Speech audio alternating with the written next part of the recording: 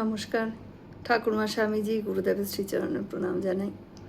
স্বামী ভূতেশানন্দ মহারাজের লেখা থেকে শ্রী শ্রী রামকৃষ্ণের ভাবাদর্শ কিছুটা অংশ পড়ে শোনাচ্ছি।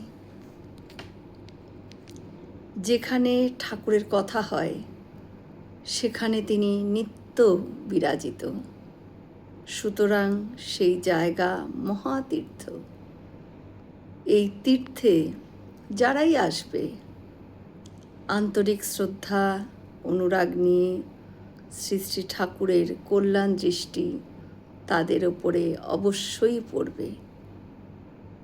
তিনি আমাদের জন্য কি আদর্শ রেখে গেছেন যা আমাদের জীবনকে সার্থক করে তুলবে, এবং তার আলোচনা করতে হবে এইভাবে যে শিক্ষার্থী হও, ভক্ত হও বা যাই হও তুমি, তা তোমার শ্রদ্ধার সাথে শুনতে হবে। যেমন পূজা পাঠ দরকার, তেমনই এইসব আলোচনারও খুব দরকার, এবং সেটা ঠান্ডা এবং শান্ত মাথায় শুনলে এক কিঞ্চিত হলেও সেটা হয়তো আমরা জীবনে কাজে লাগাতে পারবো, যাতে আমাদের বুদ্ধির মলিন্য কাটবে, অন্তরের ভিতর যে কুলুষতা আছে, মলিনতা আছে, তাও দূর হয়ে যাবে। তার কৃপা অনুভব করতে আমরা তখন সাহায্য পাব। এই জন্য খুব শ্রদ্ধার সাথে সেই কথা শুনতে হবে এবং ভাবতে হবে কথাগুলো নিয়ে। সারাদিন নয়, শোনার সঙ্গে সঙ্গে যদি 2-1 মিনিটও আমরা সেইটা নিয়ে ভাবি, তাহলে কিন্তু আমাদের অন্তরের মলিনতাটা অনেকটাই কাটবে। আমরা শ্রী রামকৃষ্ণকে যে বুঝে ফেলব এরকম দুঃসাহস আমাদের কারুর থাকার কথা নয়। যতটা পারি তাকে আমাদের বোধগম্য করে নিয়ে তারপর তাকে আমরা অনুসরণ করতে পারব আরও ভালো করে। কথামৃতে আছে, একজন বলছেন, আমি জ্ঞান চাই না, আমি ভক্তি চাই। ঠাকুর তাকে বলছেন, যাকে ভক্তি করবি তাকে না জানলে কি করে ভক্তি করবি? কাজেই জানতে গেলে তো কিছুটা জ্ঞান লাগবেই আমাদের। তাকে সম্পূর্ণভাবে তবে তো জানতে পারবি। সমুদ্রকে যেমন সাঁতার দিয়ে পার করা যায় না,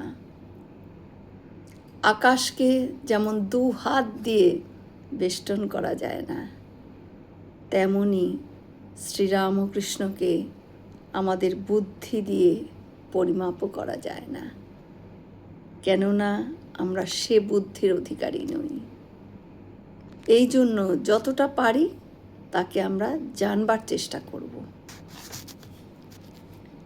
শ্রীরামকৃষ্ণদেব নিজে বলেছেন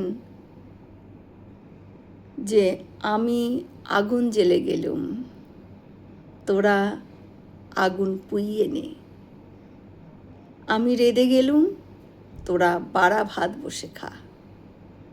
আমি ছাঁচ তৈরি করে গেলুম, তোরা এই ছাঁচে নিজেদেরকে ঢেলে নে। আমরা প্রত্যেকটা কথা পাই তাকে ঠিক ঠিক অনুসরণ করা, মানে তার স্বরূপকে খানিকটা ধারণা করা।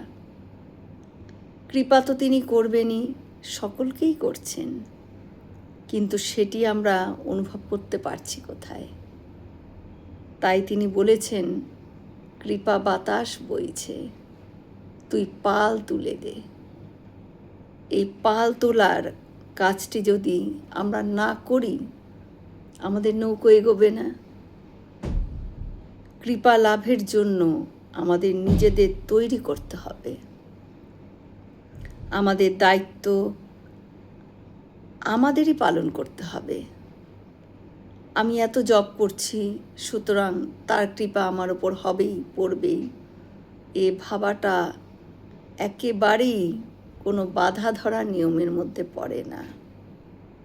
তাকে লাভ করার জন্য সর্বোপরি আমার মনকে সরল হতে হবে এবং আমাকে অনেক ত্যাগ করতে হবে।